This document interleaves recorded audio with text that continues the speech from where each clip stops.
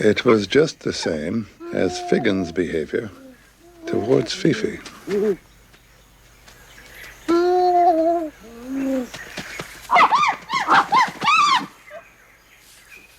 Fifi seemed to blame Flint for her problems.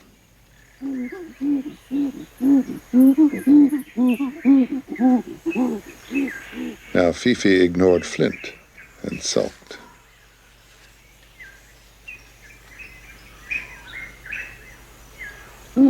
Having power over someone seemed to make Figgin feel good. The conflicts within the family alarmed Flint.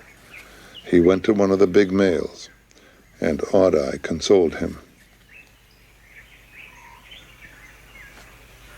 Now that Fifi was not monopolizing Flint all the time, he was able to meet others in the community.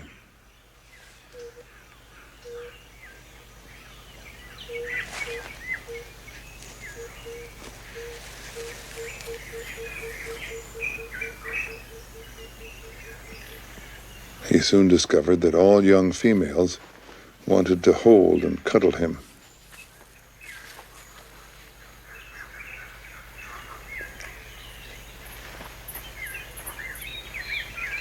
He also discovered that they wanted to carry him, but some did not have Fifi's know-how.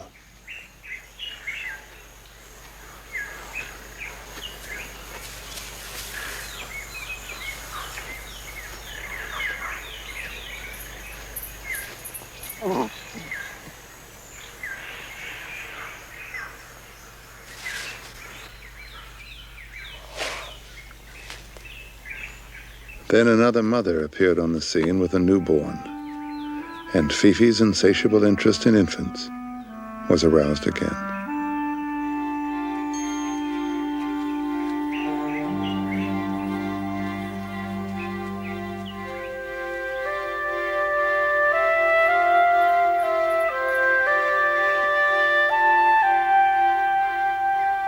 She was quick to inspect the new arrival.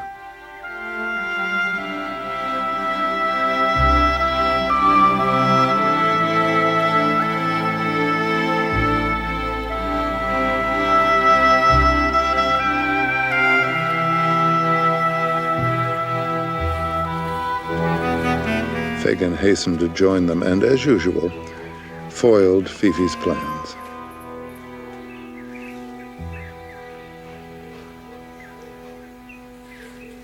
But she would not give up, even though the mother had taken the infant up a tree. She was as determined as ever.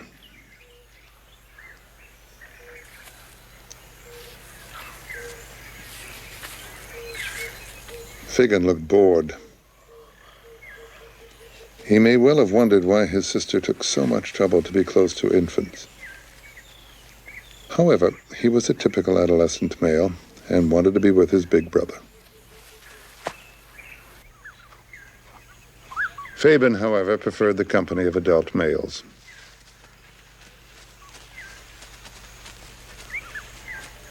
He joined them as they departed, leaving the rest of his family behind.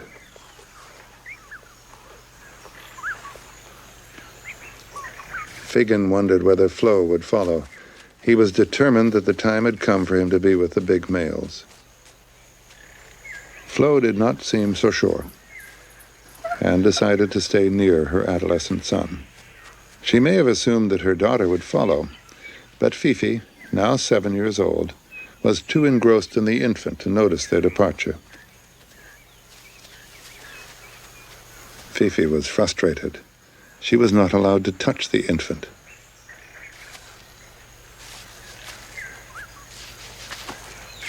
Suddenly she realized she was apart from her family.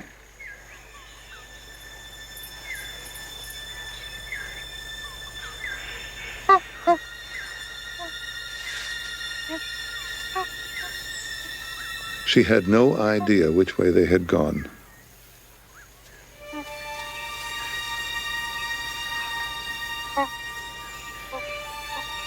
Finally, she chose a direction in which to search for her mother.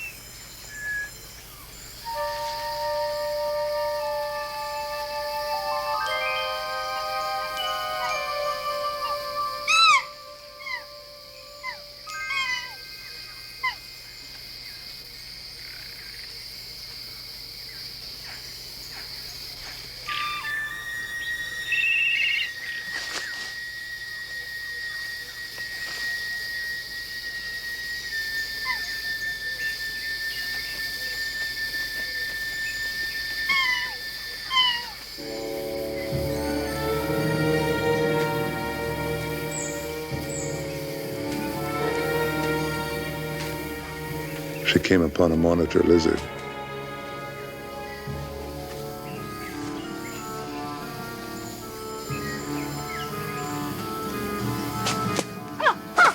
Fifi retreated up a tree in case it should attack.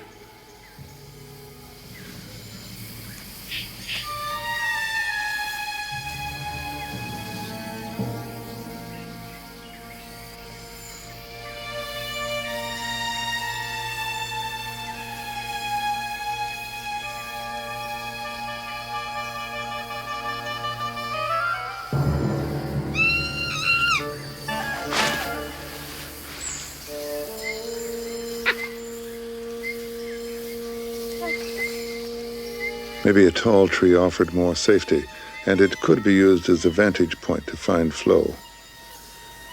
But it made the forest appear even more vast.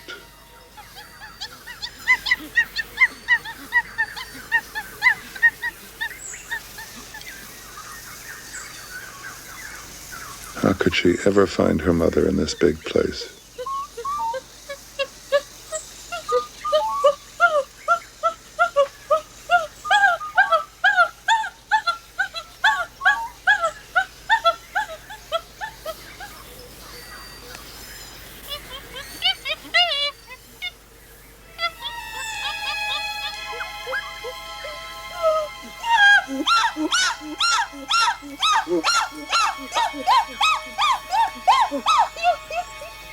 At last, in the distance, she spied Flo and Flint.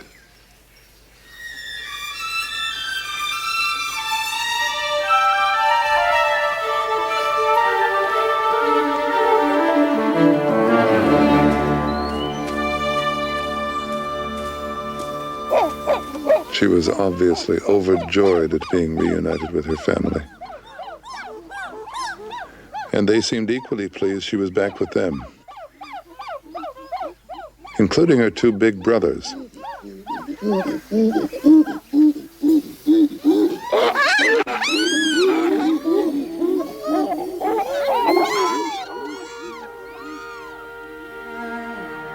Over the next year, Flo's family survived on the varied edible fruits and nuts, flowers and leaves, which the forest provided. Their knowledge even extended to the use of medicinal plants.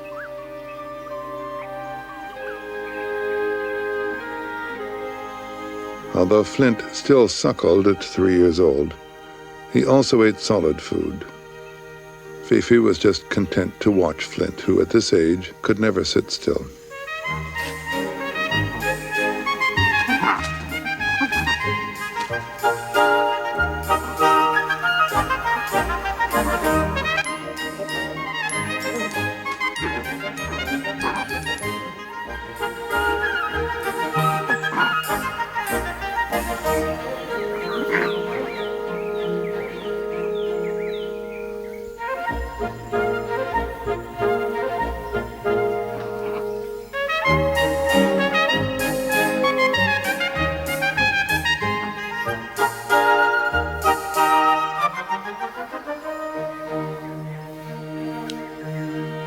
Figgin was now 12 and almost as big as his brother Fabian.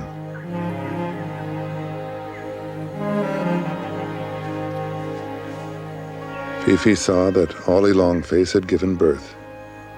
At last, Kilka had a little brother who might become a playmate.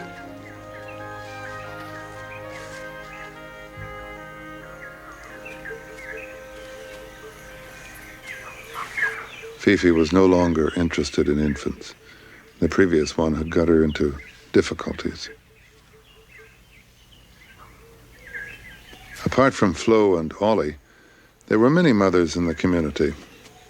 Although females might have a family, in general they were more solitary than males. They lived in a promiscuous society, so no one knew who had fathered each infant.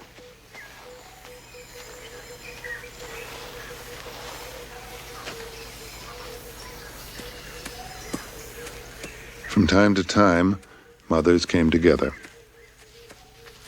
The youngsters invariably enjoyed these meetings, gave them a chance to mix with others of their own age.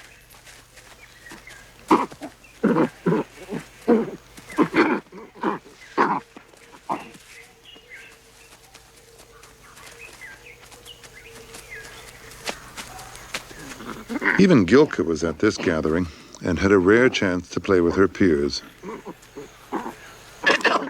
For some reason, Flint stayed aloof.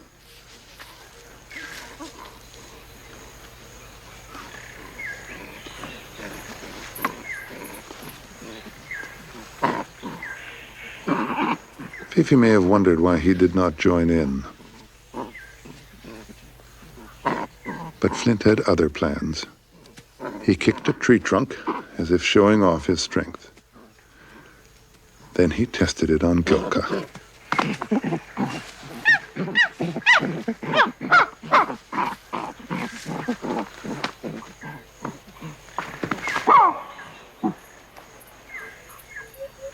All the noise was too much for Ollie Longface. She decided to leave. As usual, Gilka was obliged to follow. However, she could look forward to her infant brother being old enough to be a playmate.